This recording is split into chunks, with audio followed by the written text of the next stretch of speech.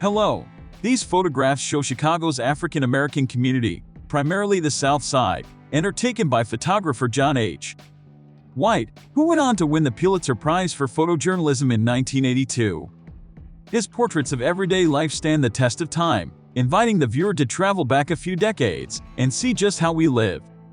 In the 1970s, White was hired by the Environmental Protection Agency to document the lives of the Black residents of Chicago. For years, White explored the city, making intimate and powerful pictures of neighbors and strangers, capturing Chicagoans in states of joy, sorrow, reverence, and celebration. As White reflected recently, he saw his assignment as an opportunity to capture a slice of life, to capture history.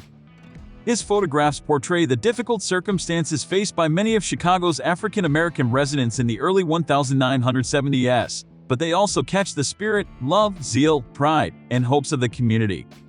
White was awarded the Pulitzer Prize for photojournalism in 1982 for his consistently excellent work on a variety of subjects.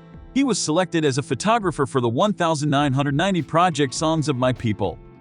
White has also won 3 National Headliner Awards, was the first photographer inducted into the Chicago Journalism Hall of Fame, was awarded the Chicago Press Photographer Association's Photographer of the Year Award 5 times, and, in 1999, received the Chicago Medal of Merit.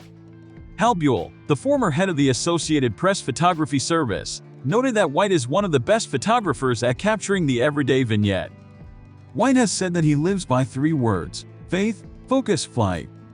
I'm faithful to my purpose, my mission, my assignment, my work, my dreams. I stay focused on what I'm doing and what's important. And I keep in flight. I spread my wings and do it.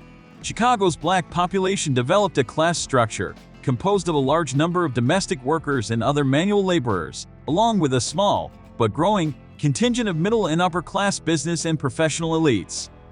In 1929, Black Chicagoans gained access to city jobs and expanded their professional class.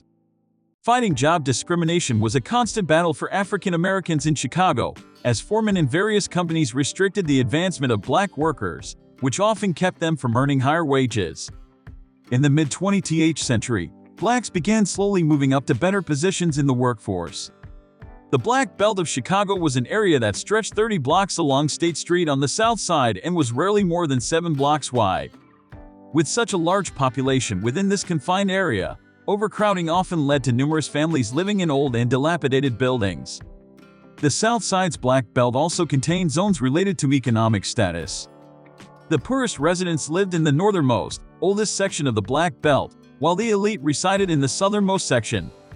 In the mid-20th century, as African Americans across the United States struggled against the economic confines created by segregation, Black residents within the Black Belt sought to create more economic opportunity in their community through the encouragement of local Black businesses and entrepreneurs. During this time, Chicago was the capital of Black America. Many African Americans who moved to the Black Belt area of Chicago were from the southeastern region of the United States. The migration expanded the market for African American businesses. The most notable breakthrough in Black business came in the insurance field. There were 4 major insurance companies founded in Chicago. Then, in the early 20th century, service establishments took over. The African American market on State Street during this time consisted of barbershops, restaurants, pool rooms, saloons, and beauty salons. African Americans used these trades to build their own communities. These shops gave the Blacks a chance to establish their families, earn money, and become an active part of the community.